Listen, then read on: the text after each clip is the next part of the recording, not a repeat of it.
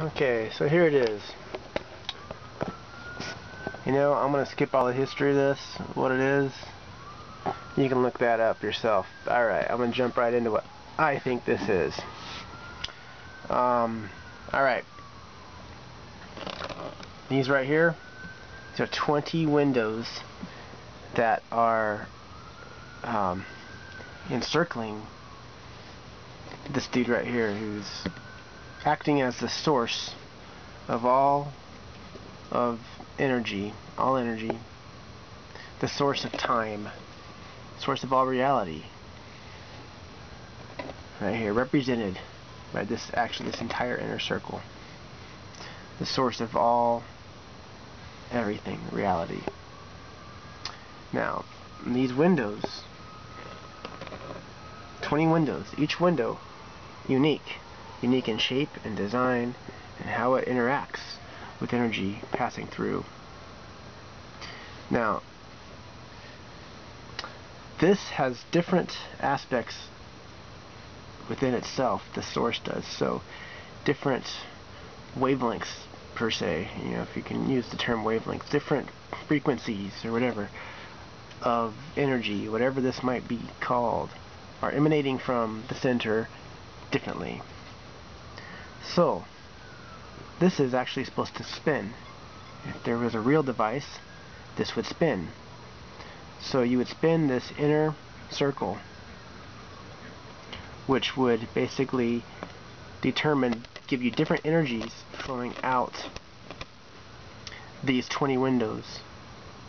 And as you do that, out here is mirrors.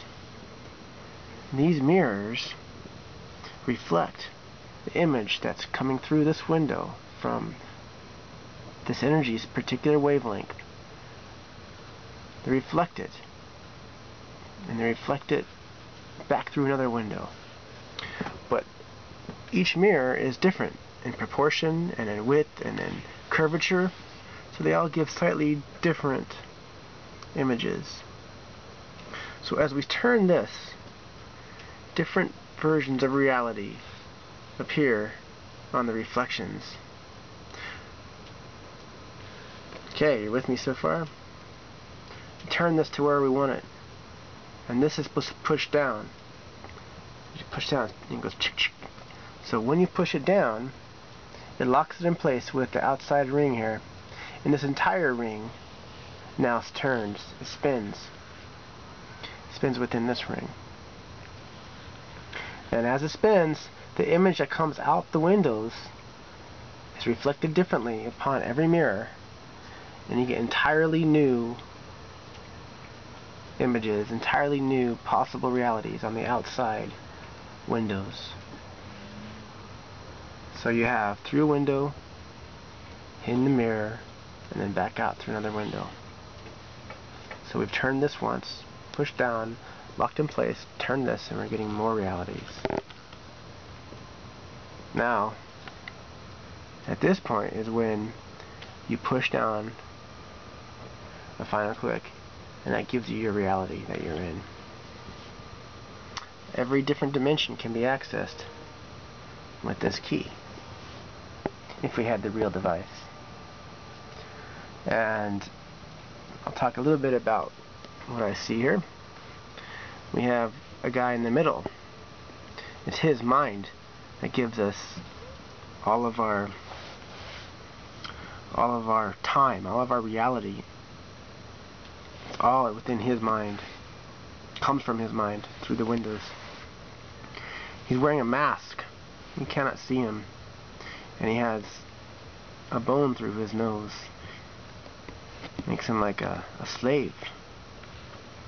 That's the way I see it. Maybe someone else sees that as a different sign, but I see a hook or a bone through a nose as someone that's been caught and tamed and made to serve.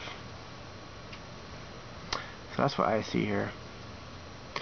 I see 4 demons that torture him, torment him. This one's shaped like a reptile. This one's shaped like a cat or a dog. I'm not sure.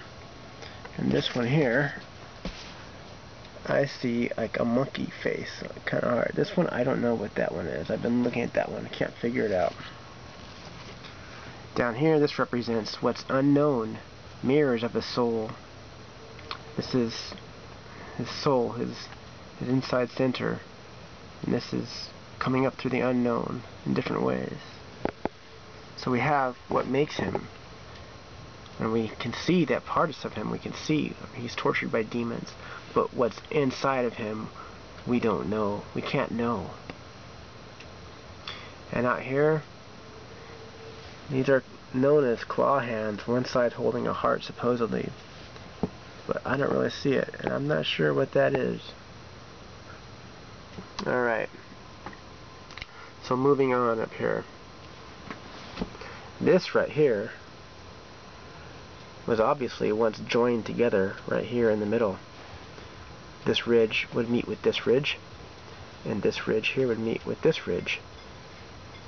And even the way that these lines are carved indicates that this was turned and twisted.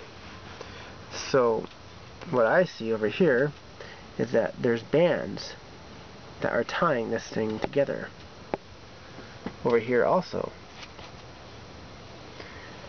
Now, perhaps, and then over here there's something like a chain holding this entire thing together, all the way down to the end where we have two heads coming together.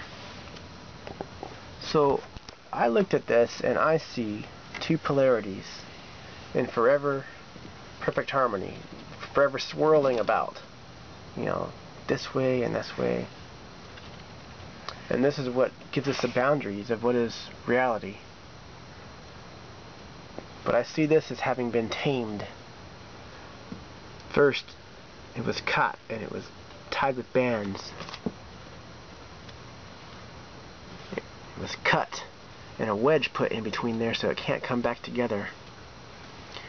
And the ends were tied shut, sewn shut, so that they would never heal, but that this would stay out here and it wouldn't try to heal over.